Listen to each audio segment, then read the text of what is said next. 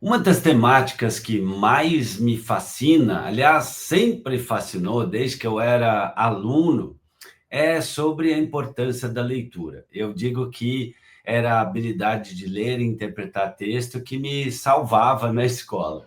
Eu era uma criança muito imaginativa, era uma criança muito sonhadora, tanto que se eu pudesse escolher um livro que marcou minha adolescência, seria A História Sem Fim, do Michel Ende. E esse livro é muito bonito porque fala do Bastian, o protagonista, que ia em busca do resgate dos sonhos. Ele dizia que os adultos estavam roubando as cores do mundo. Ele ia em busca do resgate da fantasia. E eu era aquele garoto que via uma lombada de livro, por exemplo, e falava, gente, que máximo, né? Como eu queria ter o meu nome, né, na lombada de um livro, como eu queria poder fazer com que alguém conhecesse algo, e eu achava fascinante, porque para cada livro que você lê, você vê na bibliografia quantas dezenas de outros você ainda precisa ler. Isso sempre foi muito incrível para mim. Especialmente depois do ano 2000, a gente viu essa maravilha, que é a leitura, ser ameaçada pela chegada de um mundo sem fim de telas. Escolas do mundo inteiro foram correr atrás de telas, tablets, lousas eletrônicas, e se questionou muito a importância da leitura. Será que ainda vai ser importante? Será que não é só uma mudança que está acontecendo com o cérebro das crianças e dos adolescentes, que é positiva? Aí vieram os resultados que mostram claramente, né, um dos maiores autores críticos dessa questão é justamente o Michel Demourget. Eu já li umas 4 vezes esse livro, ó. Eu li, estudei, eu li inclusive a versão em espanhol, depois foi traduzida aqui para o Brasil, A Fábrica de Cretinos Digitais, que esse autor, um neurocientista, Michel Demourget, uma das maiores autoridades sobre o estudo do cérebro na França e no mundo, explica claramente que esse afã digital, essa corrida às telas deu ruim, né? A criança, no lugar de ler, passou a teclar, passou a desenhar com a mão ali, com um lapisinho, em vez de desenhar a mão, um lapisinho. Aí você fala assim, mas qual a diferença? Não é só uma questão de linguagem? Não, engana-se quem pensa assim. Tanto é, uma autora muito bacana, Marianne Wolf, ela explica no seu livro, O Cérebro no Mundo Digital, que quando a gente lê, a gente recruta neurônios, a gente treina a atenção, a gente treina a concentração, a gente treina a associação de ideias, a gente treina a imaginação, a memória operacional e muitas outras operações mentais. Tanto que, depois do sucesso mundial do livro A Fábrica de Cretinos Digitais, Michel Demourget lançou nada menos do que este livro aqui, que é um primor, Faça-os ler. A leitura tem benefícios não só para o cérebro, mas também para o corpo. Hoje se sabe, e Jonathan Haidt, com um livro que também se tornou muito conhecido, A Geração Ansiosa, Jonathan Haidt também traz uma reflexão muito importante. Nesse afã de telas e entretenimento barato, a gente acaba muitas vezes esquecendo que o uso insano de telas acaba sendo para o cérebro mais ou menos como fast food é para o corpo, né? E isso vem impactando, inclusive, uma das maiores dificuldades nas escolas, que é retratada aqui no livro Tendência à Distração, o TDAH. Difícil hoje uma criança cujos pais não tentem encontrar um laudo ou alguma justificativa. E quando a gente vê a falta de concentração, de atenção e de foco, muitas vezes o que a gente vai ver ali é um estilo de vida no qual a atenção não foi treinada.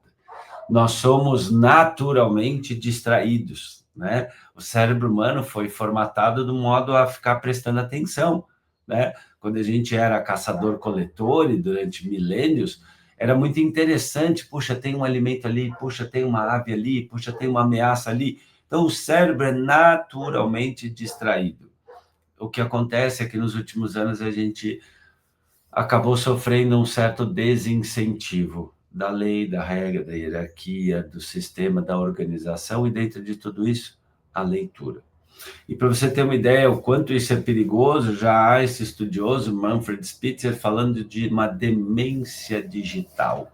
Ou seja, ou a gente toma uma consciência, né? Toma um banho de consciência sobre a importância de sentar, de estar ali de verdade, de treinar o olho, de recrutar o melhor do nosso cérebro, de fazer essa ginástica mental. Eu digo que a leitura é meio a academia da mente, né? Em que, como eu falei, a gente treina atenção, foco, concentração, retenção, memória operacional, capacidade de análise, criatividade, imaginação, devaneio e sensibilidade, só para dizer algumas das muitas vantagens ou dos muitos benefícios que se aprende com a leitura. Nos muitos anos que eu participei de sala de aula como professor de projeto de vida para alunos de Fundamental 2 e médio, eu sempre gostei de trabalhar a leitura de 5 maneiras diferentes.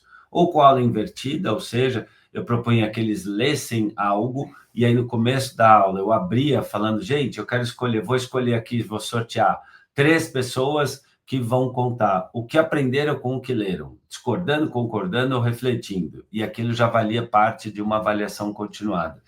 Eu gostava de fazer alguns minutos, 5, 10 minutos de leitura mesmo, treinar, ensinar o aluno a sentar, a focar, a olhar o livro, porque a gente pode olhar um livro assim, mas a gente pode também olhar o livro assim, focando melhor, cuidando da nossa cervical, né? Cuidando com a luminosidade.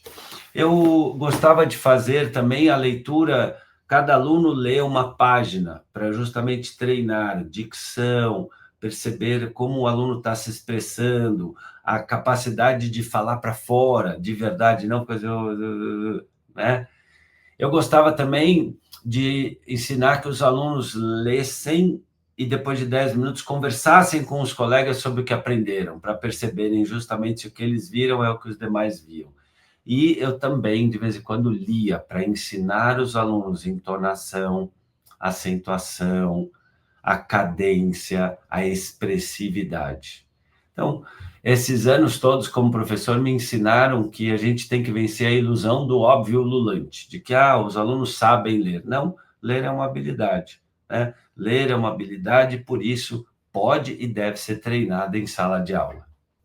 Uma pessoa que lê se torna mais capaz de ler o mundo, se torna mais capaz de conversar sobre as coisas, se torna menos idólatra de si mesma ou dos demais, porque afinal de contas é por meio da leitura que a gente aprende a ler a vida. Aí eu vejo hoje um certo movimento de umbigolatria no mundo, cada um olhando um pouco demais o seu umbigo, e a leitura faz justamente o movimento contrário.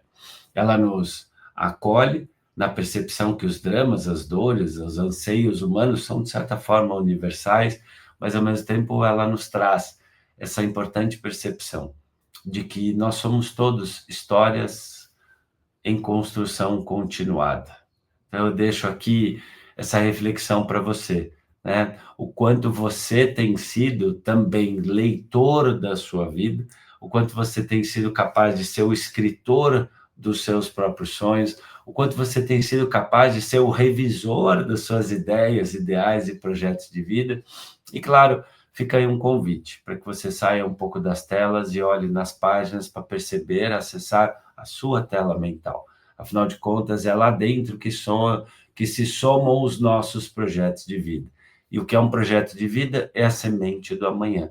É aquilo que nós projetamos, é aquilo que nós buscamos, é aquilo em que nos norteamos. É como uma bússola interna que nos diz de que e de quem nos aproximarmos. A pessoa que lê é a pessoa que sabe pensar, é a pessoa que sabe refletir, é a pessoa que sabe, sobretudo, sonhar. Eu não poderia finalizar sem dizer aqui uma frase de Langston Hughes, que era um poeta que inspirou ninguém menos do que Mandela nos anos que ele esteve preso.